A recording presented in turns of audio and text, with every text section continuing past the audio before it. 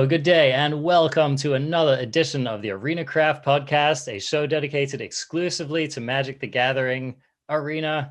I'm one of your hosts, Arjuna. I'm joined today by CGB. You're watching this on his channel, if you're watching this, so he needs no introduction. You're listening to the ArenaCraftPodcast, so he may need an introduction. But anyway, I am with Covert Go Blue, the other host of the podcast. How are you doing today, CGB? I'm doing really well, and I want to give props to all of the crafties who listened to somewhere between 5 and 6 hours of us reading and ranting and raving, desperate raving about STRIXHAVEN. I've gotten a lot of messages about those podcasts, but the cool thing, I think, whatever you have to say, whatever your opinion is on STRIXHAVEN, record numbers of people are watching the podcast on YouTube now. Yes. A tremendous amount. It's incredible to see. Yes, it warms my heart. It warms every part of me that is able to feel good that y'all show up and watch the podcast. It's really cool. And I love just skimming the comments as well. You know, like the feedback is one of the things that keeps me going as a content creator. So that is just super awesome. You guys are cool. CGB says it every day. And I just want to just add a little bit of extra wind in those sails because it really is true. It really is. It's good to share it with somebody else too. Like it's just very exciting in general. So yeah. And today we're going to talk a lot. Sorry. You gave me a little bit of host power that one time, and now I'm like jumping guns. Dude, but take it away, man. Today we finally get to talk about putting some of those cards, some of which I was very down on, quite frankly, into action. And I think what I have to say, I haven't talked to you about it yet, but I think what I have to say is going to surprise people. Awesome. Well, that is fantastic. I think a lot of what I have to say will not be that surprising to people. So we can kind of meet in the middle there. First, I did just want to quickly read off a lightning round question before we get into it, because, you know, we have to put those on pause when things get really busy to just leave some space for other stuff. But I want you guys to remember that we do still do this, and I don't want the questions to go kind of unconsidered, right, or forgotten. So this week we have a question from Maud in the ArenaCraft Discord, Symphonias, and Symphonias asks, would be very interested in hearing opinions on the pre-releases being discontinued. So this dovetails into something we wanted to talk about a little bit on the beginning of the show anyway.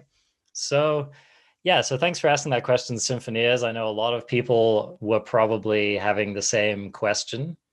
And I mean, a lot of content creators have actually been asking themselves the same question. Now, I did want to highlight that CGB released a very, very well thought out and well informed response to why this is happening. So if you want like a kind of a deep dive on it, and I basically agree with everything CGB said on that video, I would highly recommend that you just go and watch the video, because you know, we're not going to do a very good job of summarizing that here necessarily. But yeah, quickly, CGB, just, I don't know, like what's kind of on your mind about this in the moment? It was incredibly kind of surprising, and I won't say painful. I don't want to be overly dramatic, but like it put a lot of trepidation in me. It stung a bit. Everything about it was a feels bad. And I think the hardest part that is to put into words when you're trying to make content, when there are things just lingering about it that are out of your control, that are depressing, it makes it really hard to make content. I mean, trying to get hyped up to make STRIXHAVEN content was, you know, you could just kind of feel like, oh, these cards aren't quite Eldraine, so I was very nervous about it. But then when the content creator thing happened, it was like, man, I just can't think of what I'm going to say when I turn on a camera tomorrow, which is it's a whole different kind of stress if you've been there. Yeah. You know, when you have a feels bad that sucks out your passion for something you love to do, and you're a content creator, like, you could take the day off. I'm sure nobody would blame you, but we have a lot of fans, and I want to show up for the fans. I want to be a rock in a stormy sea, you know, or whatever it is. I want to be there for them. So it was really hard for a few days to make content, and I was very worried about if the support would be there. That was something I talked a lot about in my video. Those days, those early access events were such huge days for generating income as a streamer. I was scared that it wouldn't replicate. But yeah, I mean, I just want to interject, but those early access streams have consistently been your best attended streams, right? oh, not close. Yeah. So for numbers talk, for those out there, this year I've been doing very well on Twitch. I'm very happy to have between 400 and 600 viewers on most average streams, a typical stream, which is awesome because I streamed to less than 100 people for 2 years.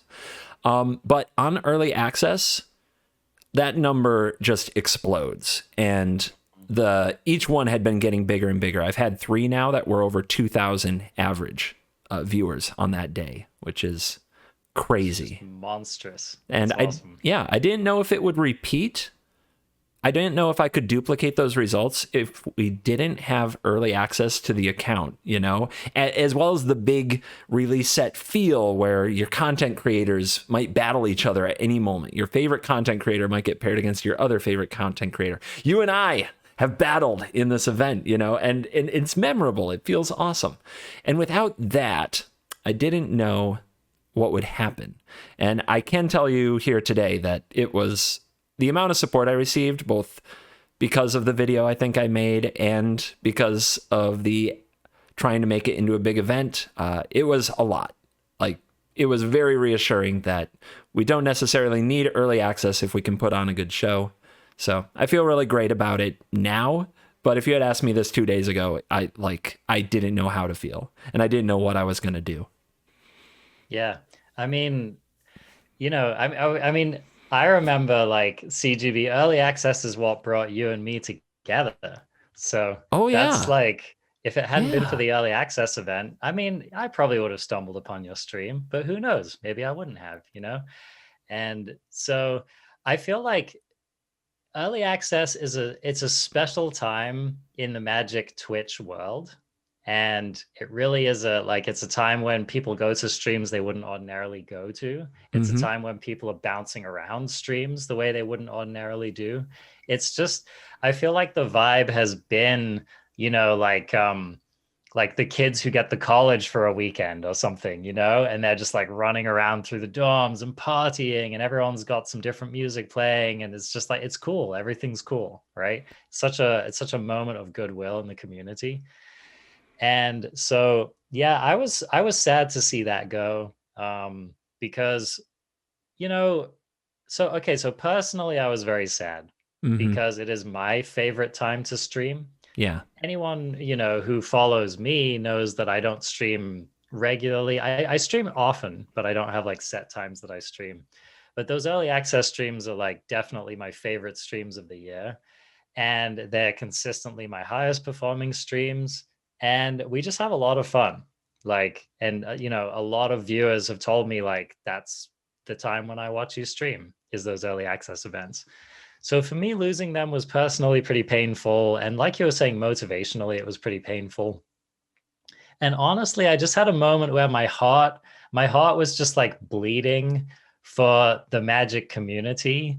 And frankly, like for Wizards, I just had a moment of just like, when you see someone making a terrible mistake and you don't even feel mad, you just feel sad, Yeah. And you can't help them. They're not going to listen to you. They're not going to. Exactly. Yeah. There's nothing you can do. Yeah. And like, that was my overwhelming feeling, was just like, oh, damn. Like, I don't know if you guys know how you're hurting yourself right now, Yeah. And so that like was the overwhelming feeling that I had for that. And there are any number of reasons why they made this decision. I'm sure that money in the bottom line was involved. I'm sure that staffing was part of the decision. But I really do think it was a poor business decision for them to make. And so I'm a little bit sad about that. But, having said that, like Magic is definitely moving in new directions, and they're definitely thinking about the future of the product, and they definitely have a plan. And that plan, I'm sure, is based on numbers. And so I think Magic will be doing just fine. But yeah, I don't know. That was it for me more than anything else. It was just sadness. Yep. Feeling better now about it, though. Like, to be honest, it it was there. It was painful. I'm not over it in a way that I don't want to talk about it. I could do this all episode, which we won't, but, but I am excited for what comes next. There's a lot more content to be made. Indeed. So that's a fantastic segue. And now we're going to talk about Strixhaven in both standard and historic. So I'm going to be straight up with you, CGB. Like the moment the set released, I was just glued to historic. So I'm actually really glad that you're a standard specialist, because you're definitely going to be responsible for carrying the knowledge for all of our standard players on the podcast today. Hey, we're supposed to make it like we planned this, you know? Here with your historic expert, Arjuna, your standard expert, CGB, you know? And the best of both worlds. This is the plan. We knew that this was going to happen. That's the thing. We didn't even have to plan it, because it just kind of panned. We knew it would pan out that way. So let's start with standard, CGB. I want to hear about, okay, so the elephant in the room, right? Wait, let's just talk about the elephant in the room, is that spoiler season, there was basically a consensus that this set is not looking like a strong set for standard specifically. So, and, you know, I think that is for good reason in a lot of ways. Like it's hopefully a sign that the fire era of Magic set development is coming to a close, and that the experiment of just printing ridiculous sets like Eldraine is over, at least for now. We can hope. And so if it takes a couple of Strixhavens to make that transition, I'm all here for it. I'm super here for it. But I don't know, CGB, it sounds like you are finding some diamonds in the rough. So I'd love to hear about what you've been experiencing in standard so far. Yeah, I'm learning a lot playing standard the last couple of days. And again, a lot of people are into historic, like really into historic, because of the Mystical Archive. So I don't feel like as many people are looking at standard. And because of that, I don't feel like many people are seeing what I'm seeing. So it's kind of blowing my mind. But I've got a few things where it's like, all right, I totally missed this. I totally missed just how synergy driven some of these potential decks are, and what happens when you combine some of those things. And a lot of that centers around Magecraft. The ability on Magecraft to trigger when you copy a spell is surprisingly strong and surprisingly effective. And I think that it was almost like, I feel like I didn't evaluate it at all, because how often are spells copied? I think the most I've ever seen spells get copied was Lucky Clover, which is no longer legal. Oh God, if it was, imagine. That would just be filthy. But like Lucky Clover was the most experience I ever had with a card that was cheap, heavily played in the meta, and just copied a lot of spells. You would see something get copied occasionally by Expansion Explosion, but normally it was just an is it thing that was normally janky, quite honestly, right? Yeah. Would you agree with that? Yeah, or like a combo, right? Like a very combo-focused deck. Yep. So now, every time I see like Magecraft on a card, I'm like, well, that's more of an is it thing. But it's not anymore. In this set, there's kind of a ridiculous amount of ways to pop off with copying or recasting spells in colors that are not Prismari. The two I'm thinking of the most right now are the white aggro decks with Clever Lumimancer. That's seeing play in standard. Yeah, sick. It's also very good. Okay, I'm stoked to hear about this. It's a very good white deck. So I'm going to try to introduce you to Feather 2.0 here, and just lay out some of the cards. So Clever Lumimancer, the Magecraft card, when you copy an instant or sorcery or cast one, +2/+2 until end of turn. You combine that with really cheap effects like Defiant Strike and Fight as one. You probably saw that coming. Like that's probably not mind-blowing. That's level 1 for the deck, for sure. Okay, a few things that you may not have seen coming. Guiding Voice. This is 1 white sorcery common. Put a +1/+1 counter on target creature, learn. Yeah, I don't think we even looked at that in our set review. We did not. And this card is definitely not a joke when you're playing it early and you have learn, like the getting learn cards actually works really well. And for the most part, you're just getting academic probation. So something can't block or they can't play their spell, right? And it's triggering the So it's Magecraft giving again. it's giving your Lumimancer another shot, another attack. It's yeah, okay. Oh I'm yeah. feeling it. I'm feeling it. All right. So then we have Leonan Lightscribe. Do you remember discussing this 1 and a white 2/2 cat cleric? Yes. I had high hopes for that card Uh-huh. because it's just a very powerful card, right? Yep. And it doesn't look like it passes the Bone Crusher Giant test, but it does if you have any 1 mana spell available when you play it. And Right. So the trick is you just don't cast it on two. yep. So, Yeah. and yeah, you play Lumamancer, you play a spell, and then hold up a mana, something to interact, and then you play this on 3. You're just holding up spells like all game, because almost any spell outscales their removal or makes their removal inefficient. And once you have several of these going, you have cards like Show of Confidence, which is the one that storms off.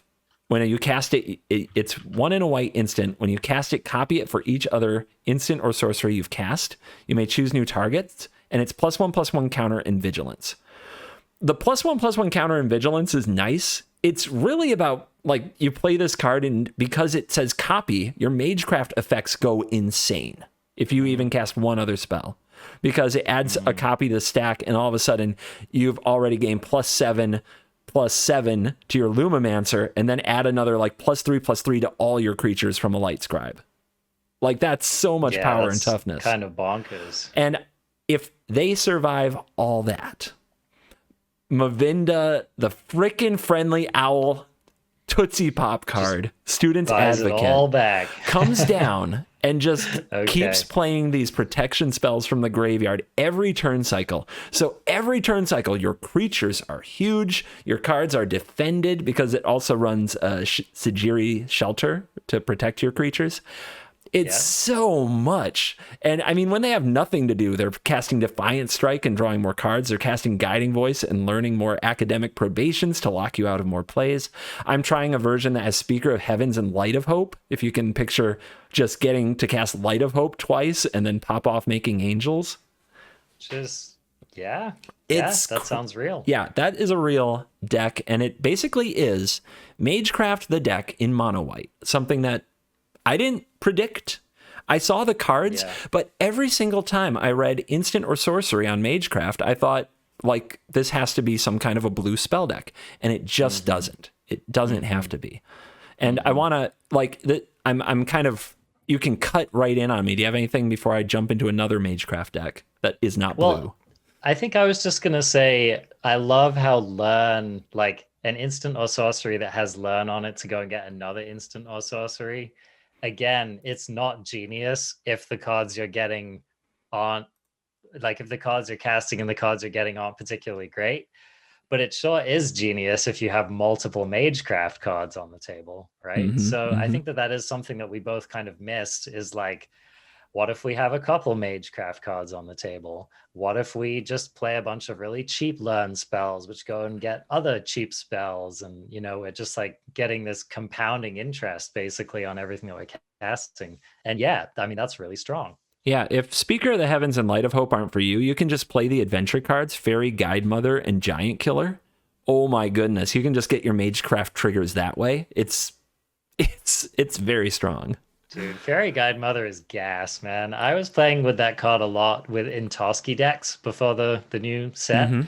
That card is not a joke, man. Oh. Especially in an aggressive deck that's just trying to kill you. That card with Clever Lumamancer is a very cheap way to hit somebody harder than a Lovestruck Beast can. Yeah. It's impressive. Yeah, so it's like a Mack truck. Yeah, so this deck, I think, either in mono white or possibly in black white. I saw Croaky's playing black white all day today, working on a Clever Lumamancer, Village Rites kind of deck, Clarion Spirit, right? It's looking, Nice. it does not, like, these are Magecraft decks. They really are fueled by the mechanic, but they don't play blue, which I think was just something I could not get my head around just reading the cards. Here's another one. Witherbloom, green, black, sacrifice, Magecraft. You have to forget everything that you know about the sacrifice aristocrats decks that we play right now to get to this deck, but when you do, it's insane. So here's a few of the all-stars in it. Ready? Do you know what iTwitch does? No idea. iTwitch is literally spelled I Twitch, one word, I Twitch. It is a creature I bat, 1 black, 1/1 flying. When it dies, learn. Okay. So nice. So you sack it, yep. get your lunch. Just a really simple card. And when you say to yourself, well, learn is just underpowered and lame, it doesn't sound like anything. This deck also runs 4 copies of Hunt for Specimens, 1 in a black, create a 1/1 green-black pest, learn.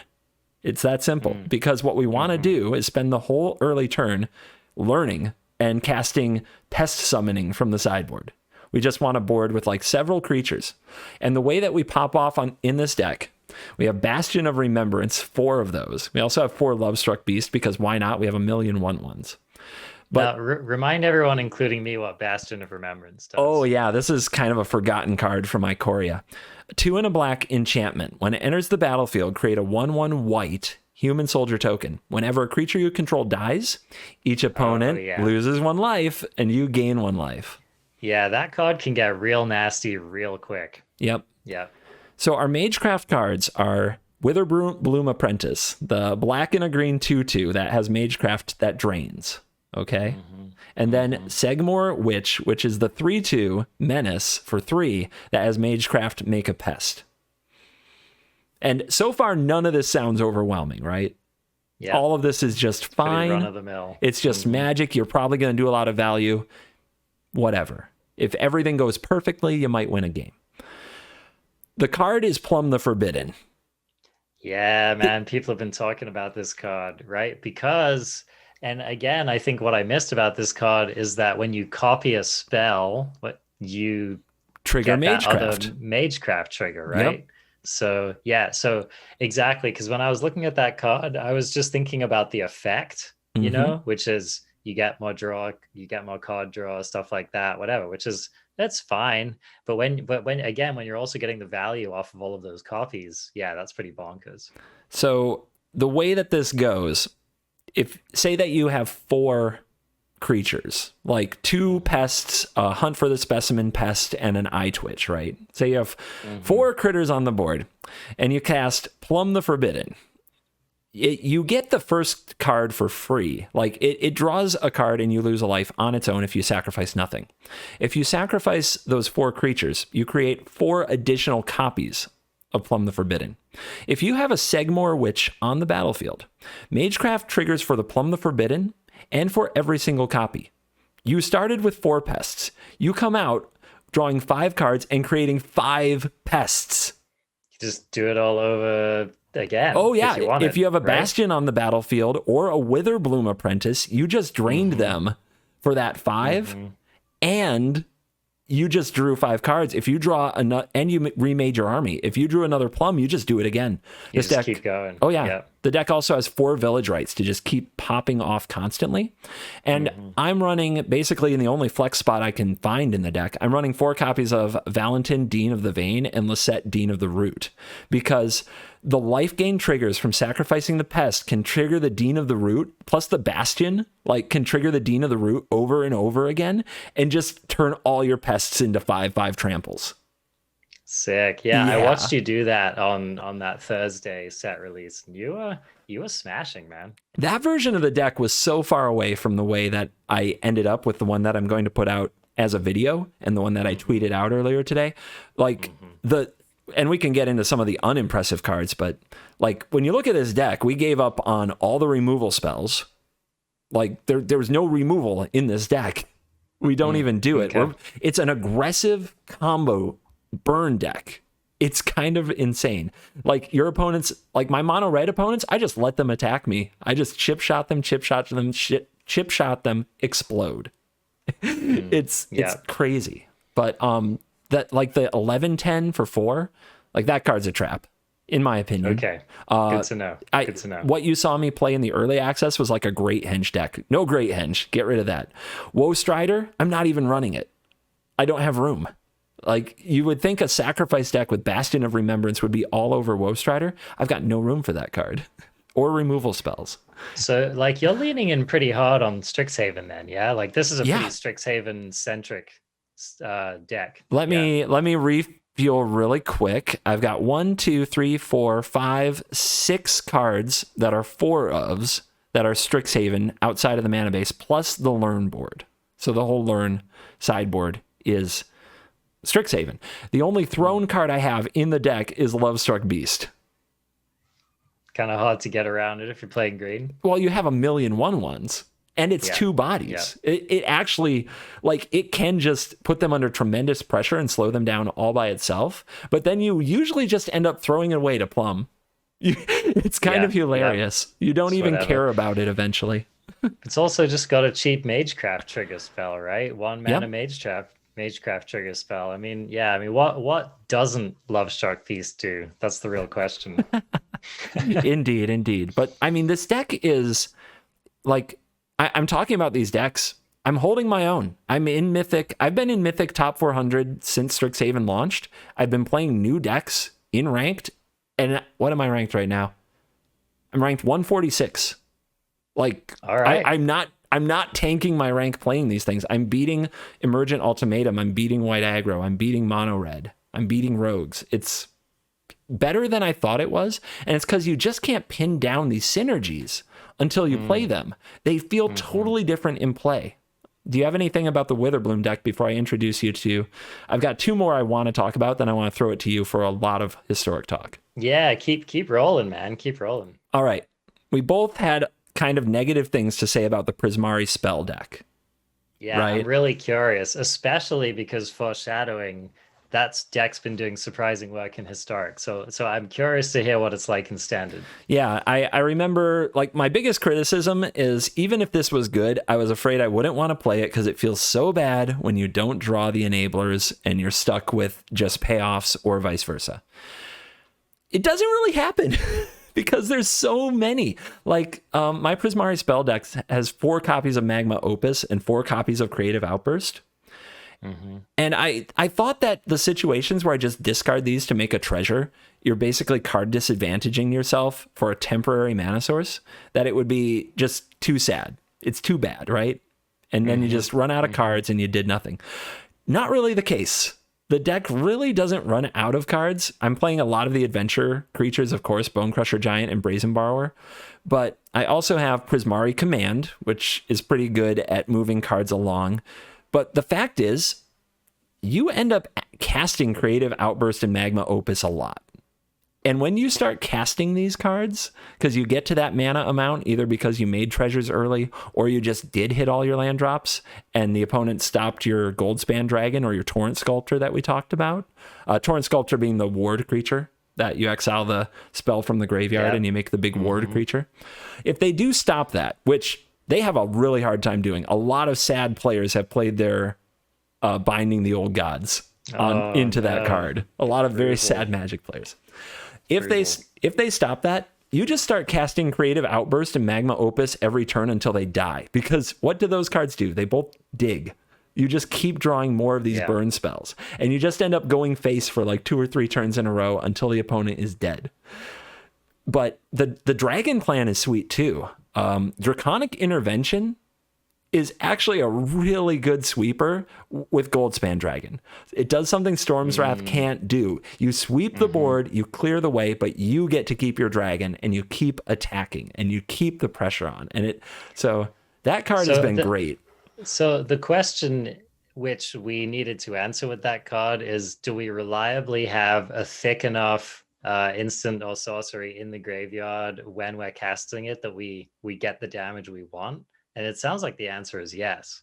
Well, mostly. When you have 8 copies, when you have Magma Opus Creative Outburst, like, you're usually going to have one. So getting that usually isn't hard. The fail case is when you don't have those, and that's the test, right? So the deck I'm running has 4 Prismari Commands and 3 Mystical Disputes as the other exilable cards. Is hitting this for 3 enough? There are a lot of matchups where it is. Against mono white, mono red. Like, they just get wrecked pretty hard. I have exiled boards of Fervent Champions, Robbers of the Rich, and Annex. Remember, it exiles. I have swept a lot of boards. That's pretty good, man. Yeah, it feels good. Like, what are they going to do? I've had so many games where it's like, all right, turn Turn like 3, I sweep your board. Turn 4, I kill your next thing or bounce it. Turn 5, I play Goldspan Dragon, attack, use Brazen Borrower or Bone Crusher Giant on your next thing. Turn 6, I Creative Outburst or Magma Opus your face. It's intense. I mean, to me, it seems like the deck is probably, if you get to do the wombo combo of turn 2, discard the big spell, make a treasure, turn 3, play the impactful 4-drop. I feel like the games in which you do that, like you're pretty well favored at that point, right? Like you're a favorite to win the game. So I guess my question is, how consistently are you able to do that? Reasonably, and the fallback plan isn't bad. The fallback plan is you play adventures, you cast Goldspan Dragon, you cast your big spells when you draw them later because you didn't draw them early, right? Right. That's not bad. That's not nearly as bad as I thought it would be. It's a lot better than I thought it would be.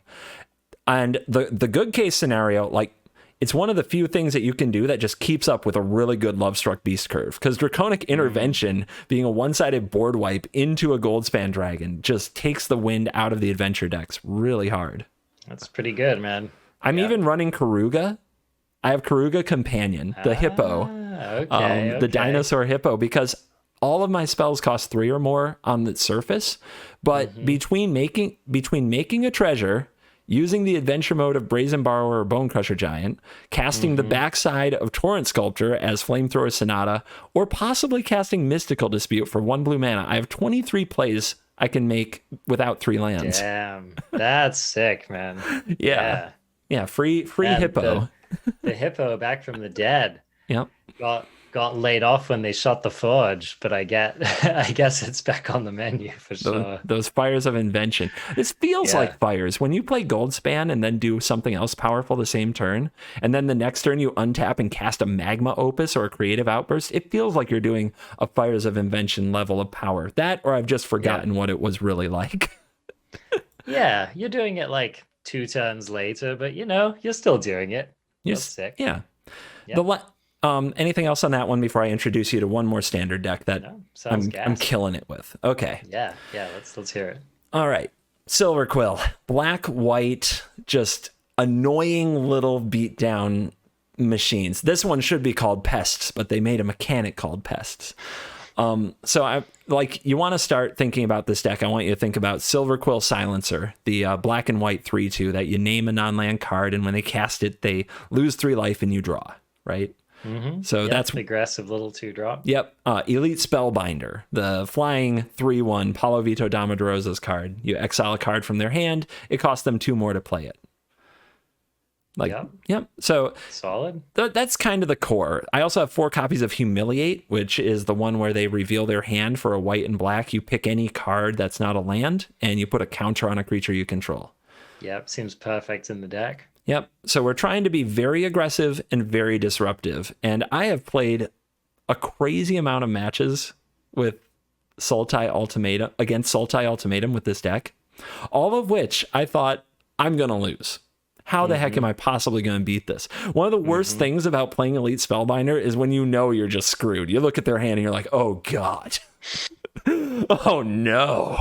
Yeah. Right? Yeah. And I don't know. This deck is scrappy more often than not. I think I have an 80% win rate against Ultimatum. It's in that area. It just finds ways to win. I've got 2 copies of Redain as well, which can be annoying. I've got 4 copies of Vanishing Verse. It's amazing how many times I use this card. Exile target monocolored permanent. It's amazing how many times I just exile a Wolf Willow Haven and it takes them another turn off of doing what they needed to do. Dude, yeah, disrupting those Wolf Willow Havens is huge game against that deck for sure. Oh yeah. Yeah. So some of the older cards that are making up the deck, I have 4 Usher of the Fallen because I really wanted the opportunity to humiliate and put a counter on something to be aggressive, but I'm not running Selfless Savior, and that comes up big. I'm not trying to protect these creatures. I know they will die. I'm just trying to make it as inconvenient as possible for them to die. I want them to just be annoying. 4 Luminarch Aspirants. I think we've all figured out that card is insane. It's that messed up. In any white aggressive deck in standard, I feel like you have to be running that card. for nothing else, like the way that messes up Heartless Act is hilarious, but So just good. moving those, like getting a free effect in white is so hard. Like every other color seems to usually have some way to get like some free effect. In white, it's hard, but Luminarch does the job. I've got 4 Learning Professor of Symbiology, and the sideboard is mostly about academic probation. I found that card to be the best white learn card because, and especially in this deck where you have knowledge about their hand, you just keep them from playing that key spell for another turn, and they take damage that they just can't afford to take. Or you make their creature unable to block, and you push. Like, I mean, you know, that actually sounds really nasty with like, okay, so your opponent can't cast X spell for a turn, not that good in the dark, right? But when you have perfect or one card off of perfect information about their hand, that can get pretty nasty. And especially if they're like, you know, let's say that you tag the Shadows Verdict with the Polo Vitor card, right? Yep. So then they have to ramp extra hard to Verdict. So then they finally do that. And then on the key turn again, you disrupt them. And you don't need to disrupt like a sweeper that many turns to win a game with an aggro deck. Oh, yeah. And I love that you said Shadow's Verdict there, because I think the biggest trap that a player might fall into grabbing this is that they see the big card like Ultimatum and they get rid of that. They like narrow in on Ultimatum. No. You're going to kill them before that happens. That's it. Yep. Just get your opponent dead. Yep. As an Ultimatum player, like that's the nightmare scenario. If the game goes long enough, we will win. Right. Yeah. So the nightmare scenario is just getting beaten down. Yeah. Sure. So I do have 2 copies of Redain to help out with that. Maybe it could run more, but this deck really doesn't want the shield like other decks do. So I think 2 is a good number. I have 4 Skyclave Apparitions. When you combine Skyclave Apparition and Vanishing Verse, you hit most of the format. You just take it out. I've got 2 Silver Quill commands. I wasn't sure what it should be. Now I think it should be Rankle. To be honest. Okay. Silver Quill command, I thought would just, you know, it's my first run with Silver Quill. Let's try the command, but I think it's a bit too clunky, and it actually got me in trouble because I got Redained by my opponent, and it's like the only card in the whole deck that can get Redained. But of course, it's what I drew, you know. So felt bad.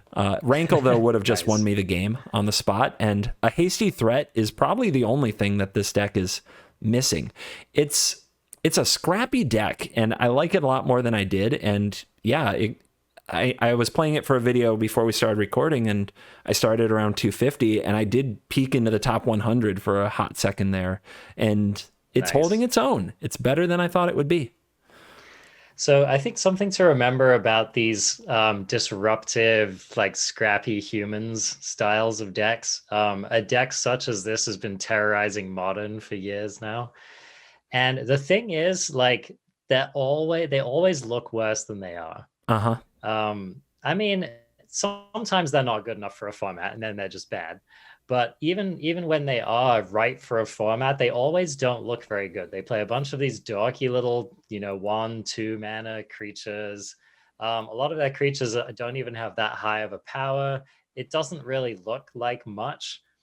But, once you start like taking apart your opponent's hand, making their spells cast more, making them not able to do things at key points in their curve, it's not like... Okay, so these decks are kind of zero sum in the sense that whatever they're lacking in them being a good deck, they're making up for by making your deck suck. Yeah. So like it is funny. You start feeling the weaknesses of your deck real hard when your opponent is exploiting them. Right. Yeah. And sometimes just adding 1 or 2 mana. I mean, think about this. You've now got multiple effects in your deck, which is making the opponent's stuff cost not 1, but 2 mana more. And that's backbreaking.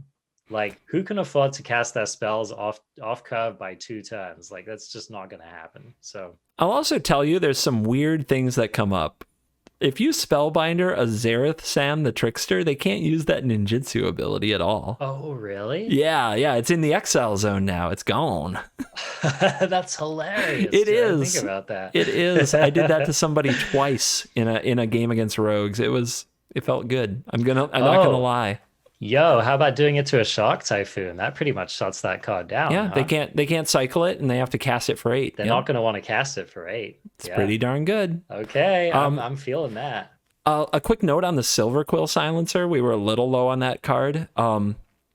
There's an interesting thing that comes up with this card. They have to pay 3 life, right, to cast their spell.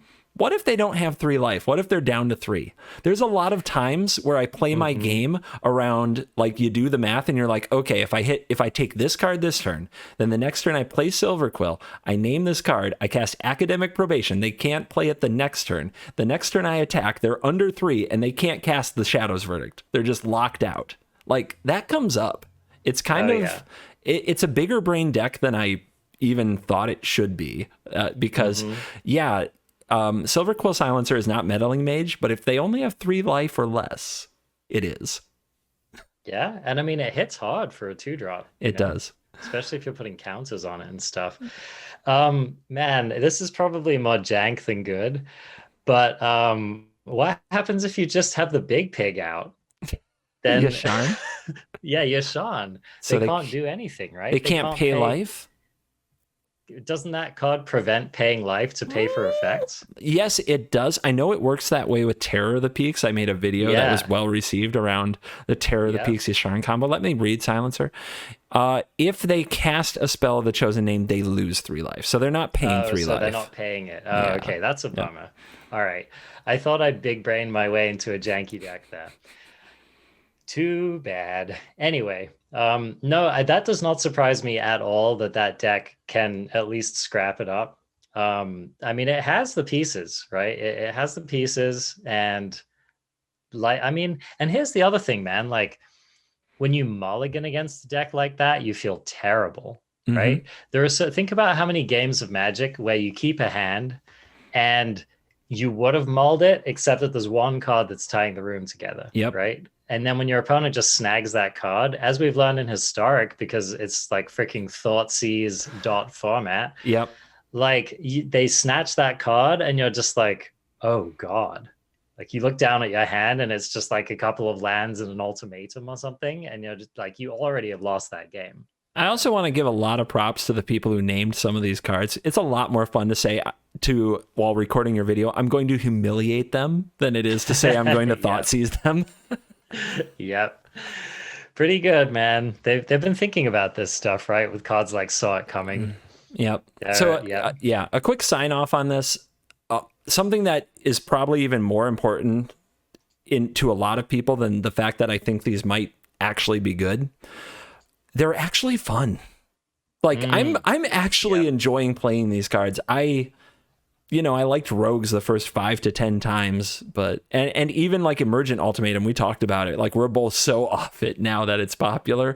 But I mean, these decks get old. Maybe these decks I'm playing right now will get old. But man, when you in that Witherbloom deck, when you cast the Plum, copy it 4 times, and have 2 Magecraft cards on the battlefield, like 50 triggers go on the stack at like lightning speed. You feel like a god. Dude. That's what I'm going to say. Did we make a Clover Mage out of you, CGB? I feel like we made a Clover Mage. No, out of you. Clover is like Clover at most you get like 4, right? And you had to work for it. This is just like all in one shot, and there's like 50 triggers. They just all stacked up. And you have the opponent's just like, what? Yeah, it's awesome. We try to keep this a clean show language-wise, but occasionally we drop the F-bomb on this podcast, and I think now is a good time. So go out and have fun in Standard playing these decks. That's awesome, dude. Yeah, Fox, yeah. Fox, yeah. Speaking of which, our crafty companion hasn't showed up anyway yet, but fear not. There'll be time. I'm still working on Lorehold, and the current build does run this card. Yep. Okay, sweet. Well, thanks for that update. That actually does sound like a lot of fun. I'm sure, dip into Standard at some point over the next week and catch up on all the things that have been going there. But man, Historic is like a Wild West at the moment, and it is the wildest of Wests. Like, let me tell you, I mean, all of these cards that we thought were going to show up, CGB, they absolutely all did. Okay. It's like everyone else was reading the same cards and having the same thoughts we were and building the same decks, and those decks are sweet. So I don't know. I don't even know where to start with Historic right now. First things first, like there's nothing more satisfying to me than a deck like Jund going from top of the format, terror of the format, do we need to ban Cat, to just like talk about humiliate. That deck has been humiliated, dude. I was playing, I'll get into this a little bit more, but just today, I know, right? This brings a tear to your eye, man. Cry a tear Oh. for the poor little roasted cat.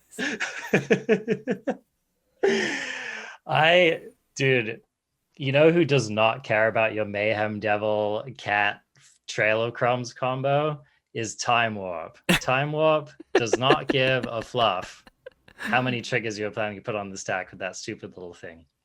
Yeah, I had the pleasure of just freaking slamming the door shot 2-0 on Jund today with just Alrund's Epiphany, Time Warp, Brainstorm, Nissa, just freaking 200-ton anvil to the face. It was amazing. Enjoy the time you have while taking extra turns is still the good guy. Oh man, people seriously. will forget very quickly, I suspect. Seriously, yeah, definitely had some rage scoops. Yeah, for sure. for people also, just there might be some people out there I know we talk about on the cast pretty often, but maybe they haven't heard.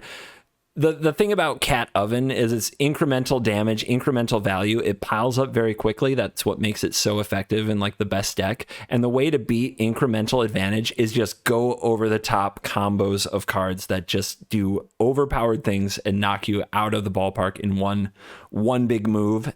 Or in this case, like a bunch of moves in a row where Time Warp just never gives them another turn, you know? Yep, that's it. So I think another reason why Jund has fallen from favor in one fell swoop is that, so if you look historically at the historic format, see what I did there unintentionally, because I'm clever. So the format over the last couple of months, I mean, it's been this way for a long time, but especially over the last couple of months, it has really congealed around creature decks, which is kind of hilarious because, you know, most older and more broken formats are like, they're either creature light or the creatures that they do play are like very strategically, surgically placed in the deck to do exactly what the deck needs to do. And then they're usually just going off with flurries of cheap, ridiculous spells, or built around like one really big spell. So Historic's been kind of a unique format in that it's been kind of like the broken creature format in standard for a while now. And we see that with Jund creature deck, Aura's creature deck, Goblin's creature deck. Even some of the like lesser players in Historic, like the Seagate Stormcaller combo. That's another good example of creature deck. We've got like tier 2 decks like the Angels deck, Vampire deck. It's just like Historic has been loaded up with creatures. And like, I'll tell you what just doesn't care about your creature deck is like Mizzix's Mastery, picking up a big sorcery from the graveyard on turn 3 does not care about your creature deck. Yeah, we'll put that one back on the screen on the video one, but So tell me, like, what kind of big spells? What's Mastery doing? Okay, so Mizzix's Mastery is definitely one of the first spells that I saw a lot of people go to, pillars of the format, such as Ali Eldrazi. And for good reason. So I'll read this card again. 3 in a red sorcery at Mythic. Exile target card that's an instant or sorcery from your graveyard. For each card exiled this way, copy it, and you may cast the copy without paying its mana cost. Exile Mizzix's Mastery. So this card is as good as you would imagine it would be when it is allowing you to cast, I don't know, a 7 mana sorcery on turn 3. I mean, it's got to be really hard to get those things in the graveyard, right? I mean, it's got to be really hard, except that we're playing Historic, right? I mean, it's not even necessarily that hard to do it in Standard. And Historic is just like next level of, cantrips. And, I don't know, they just introduced a card to the format known as Faithless Looting, which tends to be pretty good at getting your cards into the graveyard. It Which also, they banned it from bigger formats for doing yes, such a good job. Yeah. it also happens to be red. That's very convenient. You don't even have to play a different color to put both of those in the same deck. So that card also has a buyback or flashback, right? So basically the upshot of this is that Faithless Looting, along with a tactical other number of discard spells, along with Mizzix's Mastery, allows you to basically assemble like any top end, like spell based top end combo you want. So there's a lot of different things that you can be doing with this deck. Obviously, Alrund's Epiphany is a great target. Any Time Warp's a great target. Any Ultimatum is a great target. And then people have been doing these like I think it's Scholar of the Ages combos. Where so this is where it starts to get really sick. Okay. So let me pull up this card because it has a lot of text on it. It does. Take me on a journey. I know it's like 7 mana for a 5/5, and then I have. If you ask me to talk about the text, I'm not sure what I would say. Let's see. Is it Scholar of the Ages or Scholar of the Lost Trove? I think it's Lost Trove. Yeah, okay, that's what it is. Scholar of the Ages is not bad as well, but Lost Trove I think is the one. Okay, so this is 5 blue 5/5. It is a flying creature, and when Scholar of the Lost Trove enters the battlefield, you may cast target instant, sorcery, or artifact card from your graveyard without paying its mana cost. If an instant or sorcery cast this way will be put into your graveyard this turn, exile it instead. So basically, this is like extra copies of Mizzix's Mastery in your deck, especially when you're running another fun instant or sorcery known as Unburial Rites, which also gets this back from the graveyard. Okay. So what we're talking about, CGB, is a hell of a lot of action that you can get as soon as you reach 4 mana, right? Which happens on turn 3 or 4. Okay. And yes, like, trust me, when you reanimate Scholar of the Lost Trove on turn 3, reanimating a 7 mana sorcery, you're a massive favorite to win that game. So okay, and we can do that with some of the cards that we talked about before from Strixhaven, right? Magma Opus, right? Magma where you can discard it, make a treasure, and then you have turn 4 Unburial Rites or the Mastery. Yeah, you can even, Historic has some good mana rocks, so you can even do something like turn 1 Faithless Looting, turn 2 Mind Stone, and you're already off to the races on turn 3 if things work out. There's a lot of different ways that you can build this deck. You can do like an ultimatum plan, right? So Sultai Ultimatum's already been kind of a thing in Historic, and you can make like an accelerated combo version, like a 4-color ultimatum deck. So nearly every card we talked about was monocolor. The Mastery is monocolor, the Epiphany and the Time Warp are monocolor, the Unburial Rites is monocolor, the Sphinx is monocolor. Oh, man. So you could just discard to Faithless Looting an Ultimatum on turn 1. The next turn, you make a treasure with a Magma Opus. Turn 3, you reanimate a Scholar or cast the Mizium thingy, and you cast Ultimatum on turn 3. Yeah. What the hell? In addition to being actually broken, one of the things this deck just has a lot of is redundancy and fallback, right? So it's gnarly because they get to do the broken thing on the cheap in the early turns of the game, and then as soon as they reach the mid or the late game, they can just start slamming haymakers, So it's kind of like, in a deck that plays so many expensive cards and has so much velocity with cards like Faithless Looting, what it means is that at just about every turn of the game, your opponent can be threatening to do something really busted and really nasty. And they can be like 1 looting, 1 cantrip, 1 card draw, 1 turn away from just burying you. So anyway, there's a lot of different ways that you can build these decks, and a lot of it just comes down to what your weapons of choice are. You take a look at the ultimatums, you take a look at your other handful of cards like Magma Opus. There's just a lot of different top ends that you can have in this deck, and it's nasty. Be like, nice cat oven, dude. That's it, man. Mayhem Devil, just on his little tricycle, not looking so hot anymore.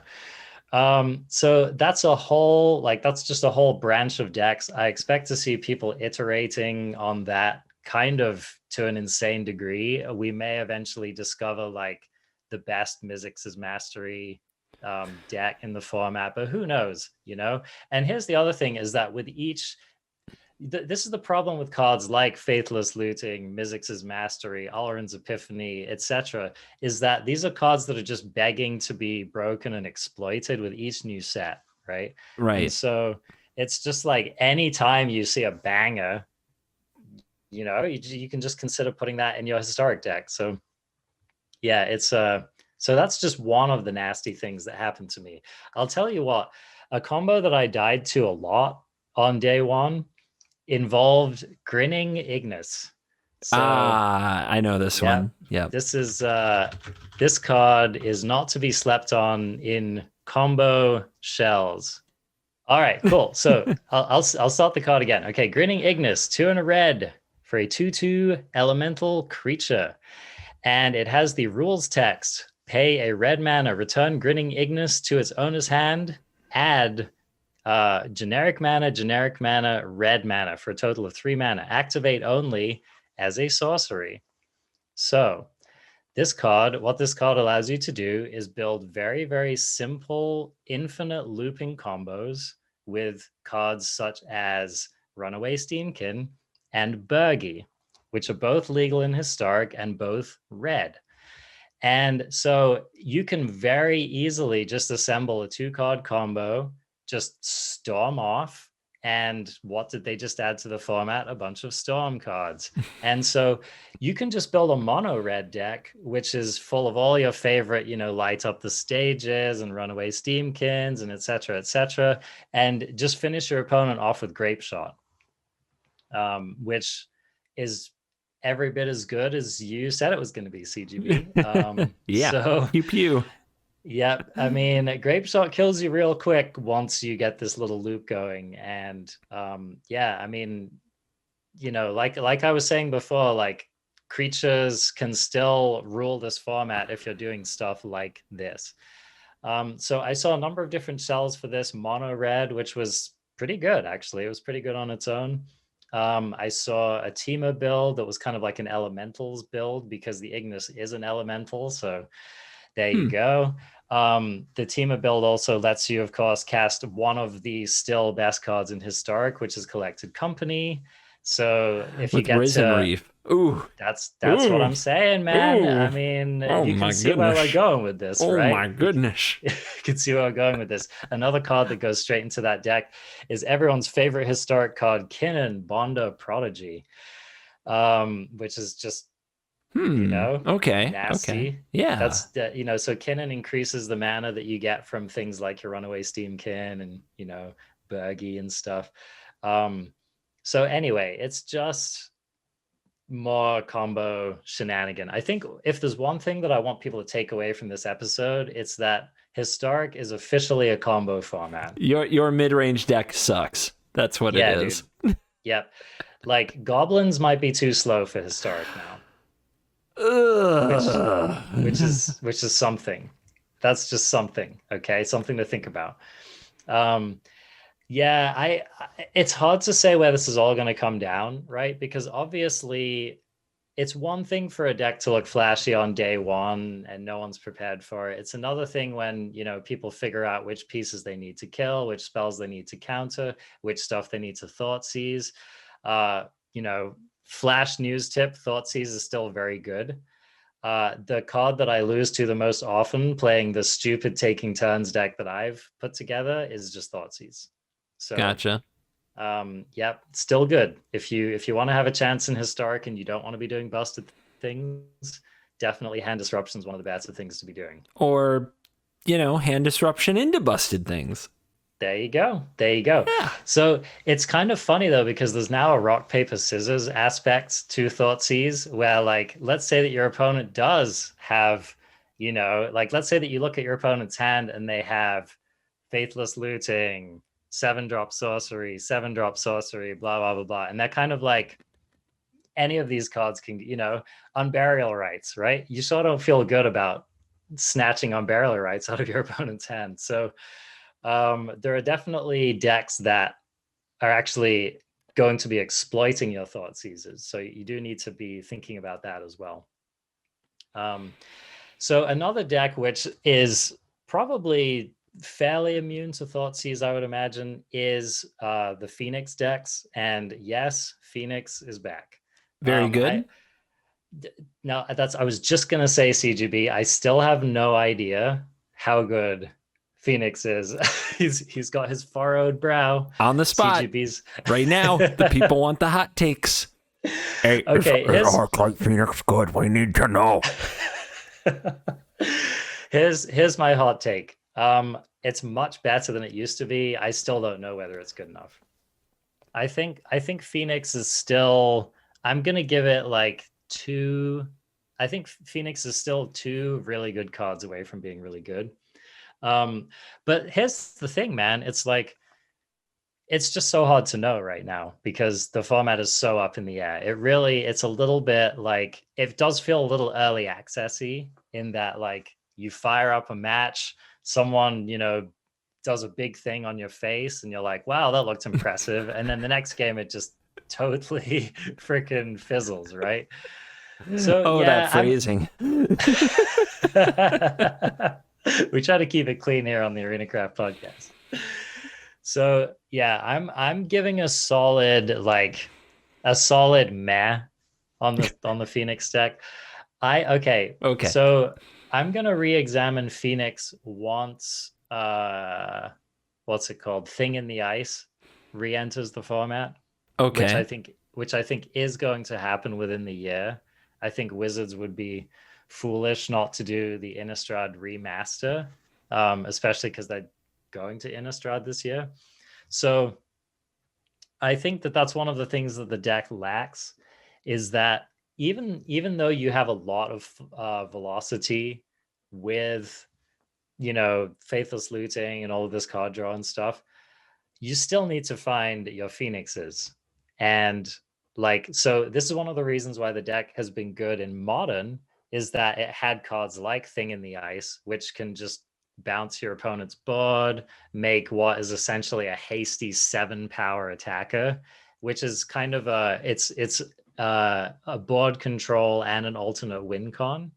And I think that the deck is missing something like that. Like, if the Phoenix plan gets disrupted, if your opponent gets a Grafdigger's Cage down, then you're going to need something else to do. Now, I've seen some people do is move away from like your straight up Is It Phoenix deck into just incorporating the Phoenix plan into another Faithless Looting deck, right? So I've actually seen some people play these Phoenixes in their Mizzix Mastery decks, and they just play a bit of a lower curve, probably less hits off the Mastery, and it's kind of like an alternate win con for the deck. I've also seen people play Phoenix in these Grinning Ignis decks. So I have no idea whether that's a good thing to do or not. But just to give you an idea, like, Phoenix is freaking showing up, man. I'm getting that impression. Yes, it's happening, dude. Okay. And, just like all of the other traps in Magic, a lot more often than it should. But keep an eye on it. I think the combination of Faithless Looting and Phoenix is strong. It's undeniably, it's a proven strong combo. So the question is just whether the rest of the cards in the shell are good enough to support it. But I would say if you're someone who is already invested in Phoenix, if you already had the pieces from previous Standard or Historic, give it a try, man. And who knows, someone might crack the code on it. I'm casting the Hooglandia Open tomorrow, which is Historic, because Jeff Hoogland was more excited about the cards for Historic than for Standard, and rightfully so. I think that most of the community has gone that direction in the hype train. So what I'm just looking around online, I don't know what's going to show up tomorrow morning, but I have a feeling there'll be a lot of Arclight Phoenix and a lot of Time Warp. Like, those are the two things I'm like, pretty sure we'll be there, but it does seem like a ridiculously wide open format right now, and just everything looks broken. Everything looks nuts. I look at every single one of those and I'm like, well, if I'm on the draw and my opponent opens and they're playing that deck, I'll probably just look at my hand and be like, yeah, okay. So my first draft for the format was what ended up being a pretty lukewarm Bant extra turns deck. And after playing 4 matches with it and winning 1, my conclusion was not broken enough. And so it's kind of like, I think Sam Black was the person I remember saying this about the Pioneer format when it was first spoiled and people were first brewing for it. He was like, if you're not trying to get a deck banned, you're not doing it right in this format. Yep. And that's how you should be thinking about Historic right now. If you don't look at your deck and think, oh God, that's going to be horrendously broken, it's probably not good enough. Yeah, if you look at your cards and you're like, ooh, I could play that 3/2 Witch with Menace, and I could play Young Pyromancer, and I could play a spell and make 2 1/1s, right? That's cute. No. That ain't the way. Yeah. Your deck needs to be making like an infinite army of hasty 1/1s in Historic if you're planning to win that way at the moment. So yeah, I switched to just a straight up Simic taking turns deck. I have no idea whether it's good, but it's a lot more broken, and I've been winning a lot more games with it. So yeah. So other cards to look out for, definitely Brainstorm is just a house. Oh, Brainstorm's good. It's an instant fixture in the format. Yeah. Who knew? Who would have thought? Who would have thought?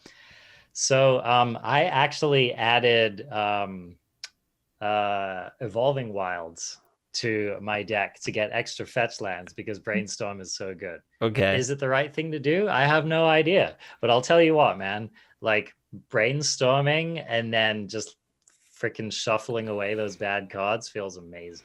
So Ali Eldrazi, I believe, tweeted that the best card in the Mystical Archive is Narset.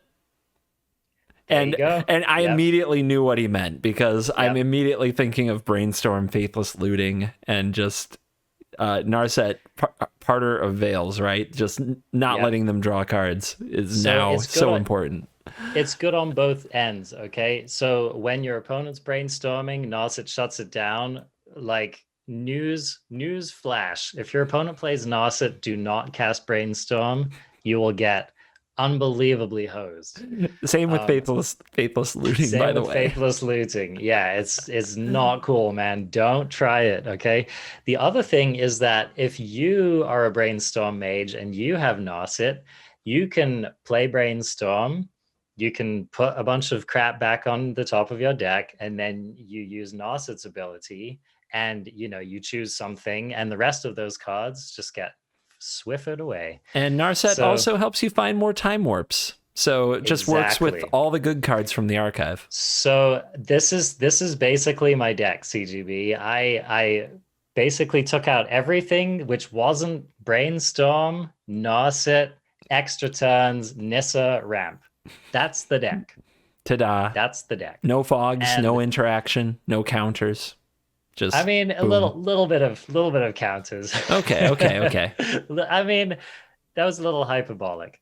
But yes, the deck basically runs. I did try a few copies of I will never remember the name of that counter spell, but it's the 2-mana one that puts the card on top of the deck. Memory Lapse. Yeah. I have a memory lapse in my brain around this card. I will never remember the name of it. So I'm running a couple copies of Memory Lapse. I have a couple Brazen Borrowers just to like slow down any kind of creature combo, stuff like that. You should replace those with more Time Walks. I mean, I am running 8 Time Walks in the deck. Discontinuity, let's go. Get 12, that out. Yeah, there you go, man. Here. 12. We can even go 16 with Khan's Temporal Sundering. That sounds like a CGB video in the making. But yeah, after you put in the lands and the Nissas and the rest of the cards. Oh, I also have a couple copies of Search for Azcanta. Okay. which is also a really, really good combo with Faithless Looting. You get to get rid of at least one. Brainstorm. You get to get rid of at least one of those cards you put back. Nice. There's a lot of these little like sideways combos where you can't get away both of them, but you can like get one of them out of the way and just, kind of keep the ball rolling. By the way, just getting rid of one of them is pretty busted too. Oh, dude, it's sick. Like you got 3 cards deeper by casting the spell so that you have the right cards in the right places. The fact that you can turn even one of them into a random draw is nuts. Yep. And then, I mean, it just gets even better, right? So, like, here are some other things you can do. Search for Azcanta is actually a really good combo with Brainstorm because, again, you put some stuff on the top of your deck and then you search for Azcanta. That's another thing that you can do. You can also untap Search for Azcanta with Nissa. You can also use Search for Azcanta to, I guess it's Azcanta the Sunken Ruin to just find yourself more time warps. So basically, this is the kind of deck that I think CGB would enjoy playing. It's very broken. I honestly don't know whether it's good enough for the format. It can be very awkward. I've definitely correlated losing games with not drawing Brainstorm. That's a thing that happens. I also don't know quite what the mix is of ramp in this deck because, I don't know. You can't run that many things like Hydroid Krasis. You can't run as much top end in a deck like this because your top end is freaking 8 copies of Time Walk, right? Mm-hmm. So it can be a little bit fragile. Sometimes time walking and doing a bunch of Alrund's Epiphanies don't get you out of a losing game state, which has been one of the weaker aspects of the deck. But overall, it's been pretty good. And my win rate went up a lot when I stopped messing around, trying to like interact so much. And I started just leaning into the like taking all the turns-ness of the deck. Did you try Tamiyo? I did not try Tamiyo. Yeah, that's next on the agenda. I thought that was a little win more, but it's possible that that's what like glues the deck together. I got more excited about Tamiyo when I remembered that most people are just gonna run their Thought Seizers right into it, and that's gonna feel freaking amazing. It will. Tamiyo has that clause. There's and more I think text. Players can't force you to discard cards or sacrifice permanents. That's that right. What it says? It is. Yep. And boy, that's a real good card in Thoughtseize format. Yeah, between that and Narset, you just always get somebody a little. Yep. So it might be good enough. I mean, heck, like she also helps you dig for your time warps and stuff. I don't know. I just like, this is my problem with Tamiyo is that I feel like Historic is a format that's especially hostile to like random mopey 4-mana planeswalkers. Well, let me pitch you a combo. Have you considered Tamiyo and Brainstorm? So you Brainstorm and then you Tamiyo? Yeah. Yeah, that's pretty good. I mean, you can either name the card that you did want and get rid of the other, or just not name either one, and away they go into the graveyard. I mean, sounds good, man. Sounds good.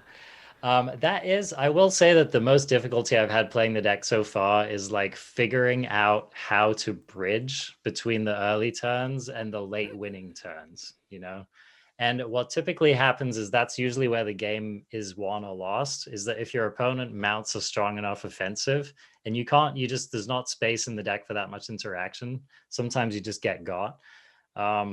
Or if the opponent like makes a valiant attempt, but it's not good enough and they can't disrupt you, then they just lose.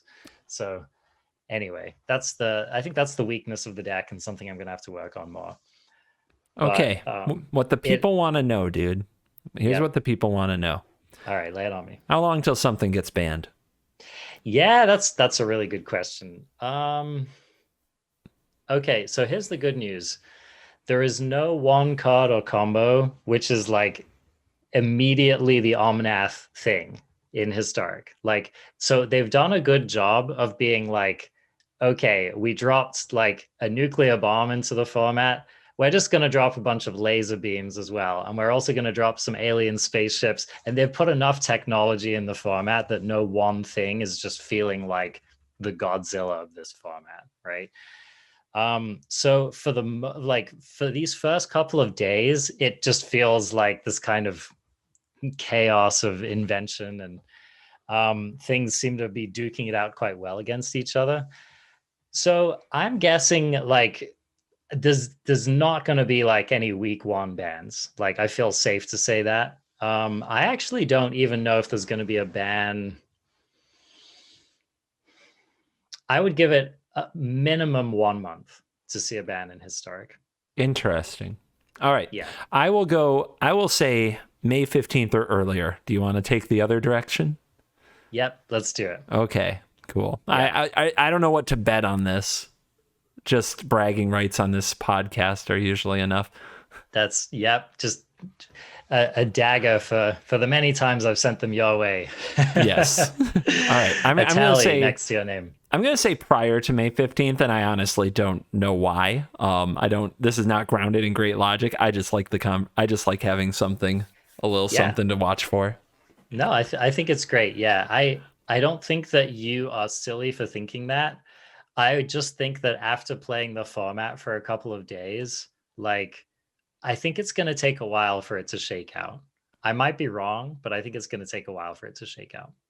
Man, when they have a league weekend that's historic and everybody's on like some turn 2 win. Yep, we'll see. We shall see. Anyway, yeah, if you're someone who's been holding off on historic, now's a great time to get in. Another cool thing to note is that a lot of the cards that we spoke about slot very nicely into existing decks. So it's probably likely that if you've played historic at any point in the past, you could kind of look through your collection and find a deck and be like, oh snap, I could just put 4 brainstorms into this deck. And also brainstorm is only a rare. It's only a rare. It's not even a mythic. So I remember when it was a common. Back in the days of yore. Mm-hmm. Back when we cracked lotuses in every pack. Those days. Sure. Those days. Anyway. All right. And with that little nostalgia trip, I think that's going to wrap up the podcast for today. Any closing thoughts, CGB, before this crazy next week of Arena? Well, the people in the comments and my fans and in the Twitch chat, I'm grateful to all of you. You're great. But you also do love to dagger me when I'm wrong. So I'm going to try to get ahead of it and say that STRIXHAVEN is a lot more fun than I thought it would be, and possibly more powerful than I ever expected. So, perfectly happy to be wrong about that. Very happy, quite frankly, to be wrong about that. So dagger me. I'm a big boy. I deserve it. I can take it. And I'm just excited to have enthusiasm for cards I want to play. It's great. Sweet. Awesome. That's exactly how I'm feeling. And I haven't even gotten into limited or standard yet. So plenty for me to explore, and I'm really stoked. Yep. I feel like one format on Arena will be sweet for you right now. If you're someone who's played Arena in the past, there is a format currently on Arena that's going to be fresh and sweet for you to play. So just go and figure that one out. All right, awesome. So yeah, thanks again for listening to or watching this episode of the ArenaCraft podcast. Just want to give another shout out to y'all on YouTube, because this has been blowing up on CGB's channel. And I'm proud of you. I'm proud of us. I'm proud of everybody, Galaxy Brain. So, yep, drop a comment. Tell us what was great. Tell us what we suck and got wrong. Oh, I want to hear your predictions for the bannings. All right. Are you guys on the CGB side, or are you on the Arjuna side? So let's see what's going on there. Absolutely. And feel free to let us know what's going to get banned. Yes. Yeah, I'm actually genuinely interested. I just want to get more opinions on it. So yeah, you can find this podcast on Spotify. You can find it on just about any podcast platform. We even have a website. You can go listen to it there. You can watch this on Covert Go Blue's YouTube channel. Just search Covert Go Blue. You'll find it. You can see CGB streaming on Twitch. He streams during the week and on the weekends. And I also have been streaming a bit more on Twitch lately, because I've also been playing a lot of Magic Legends, which is a game I really enjoy streaming. So stop by. It's twitch.tv/ArenaCraftPodcast. All right, CGB, I am eager in anticipation of chatting with you next week about the evolutions of both of these formats. Absolutely. Can't wait. Later, crafties.